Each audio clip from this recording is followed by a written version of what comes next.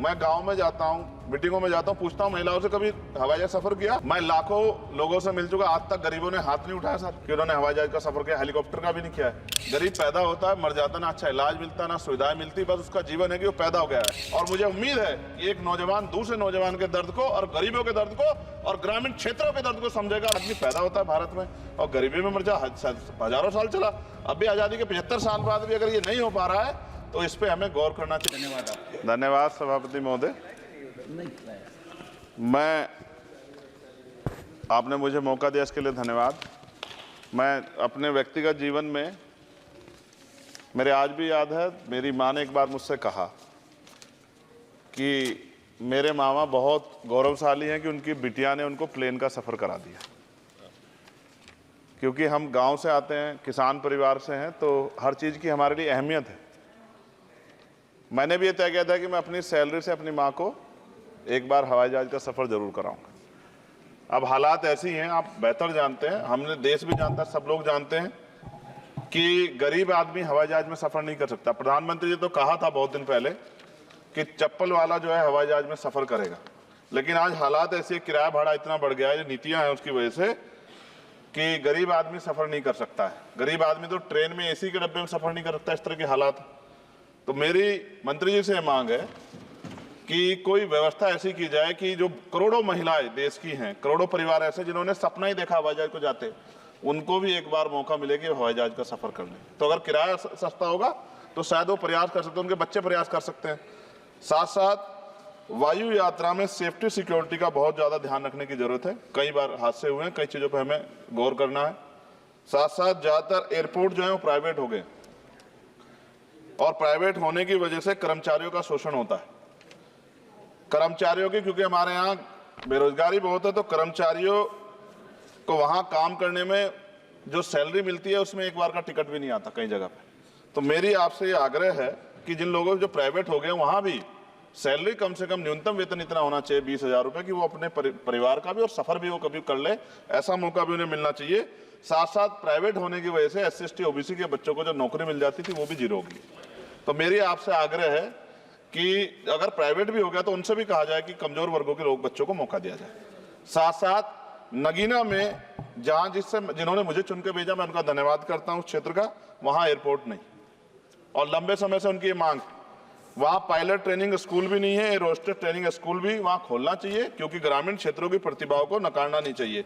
साथ साथ मेरा जिला जो है सहारनपुर, वहां एयरपोर्ट पुराना है, वो डिफेंस का है सरसावा में, लेकिन वहां से पैसेंजर जो है यात्रा के लिए कोई सुविधा नहीं। और साथ साथ एक जगह है छुटमलपुर, क्रांतिकारी जगह है, जहां हम पैदा हुए, क्रांतिकारी जगह है ही वो सर। तो वहां पे भी हवाई पट्टी की जो है स्थापना जो है सरकार को करानी चाहिए। हमारे लोगों को, छुटमलपुर के लोगों को बहुत अच्छा लगे और फायदा भी होगा, बहुत सारा जो है आसान हो जाएगा जनता के लिए। और सुबह से हम प्रयास कर रहे हैं सर कि हमें बोलने का मौका दिया। यहाँ छोटी पार्टियों के लिए थोड़ी समस्या है और 2.5 घंटे इंतजार का मौका मिल रहा है। मैं भाजपा के साथियों को याद दिलाना चाहता हूँ, एक समय था कि आप पे भी 2 मेंबर ऑफ पार्लियामेंट थे, आज आपकी सरकार है, आपको तीसरी चौथी बार मौका मिला है।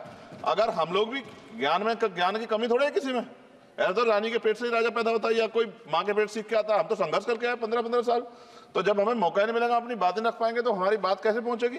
साथ साथ मेरा आपसे आग्रह है, ये मेरी मांग नहीं है, ये पंजाब के लोगों की मांग है। देश के प्रधानमंत्री जब कह के आए थे पंजाब में, कह के आए थे पंजाब में कि जब आदमपुर एयरपोर्ट का नाम जो है सतगुरु रविदास जी महाराज के नाम पे करने के लिए कह गए थे प्राइम मिनिस्टर।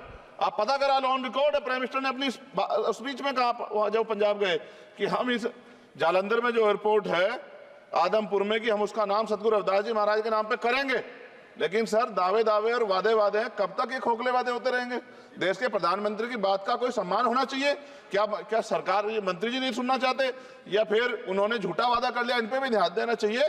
लेकिन साथ साथ मेरी मांग भी है, मैं पुनः इस बात को दोहराऊंगा सर, कि गरीब लोग, मैं गांव में जाता हूं, मीटिंगों में जाता हूं, पूछता हूं महिलाओं से कभी हवाई जहाज सफर किया। मैं लाखों लोगों से मिल चुका, आज तक गरीबों ने हाथ नहीं उठाया सर कि उन्होंने हवाई जहाज का सफर किया, हेलीकॉप्टर का भी नहीं किया है। क्योंकि सर इस देश में आर्थिक गैर बराबरी बहुत बड़े पैमाने पे है। गरीब पैदा होता है, मर जाता, ना अच्छा इलाज मिलता, ना सुविधाएं मिलती, बस उसका जीवन है कि वो पैदा हो गया, ऐसा लगता है मजबूरी में पैदा हो गया, उसको पैदा ही नहीं होना चाहिए था। इस देश में कमजोर वर्गों के लोगों का भी सम्मान होना चाहिए, उनको अवसर मिलना चाहिए।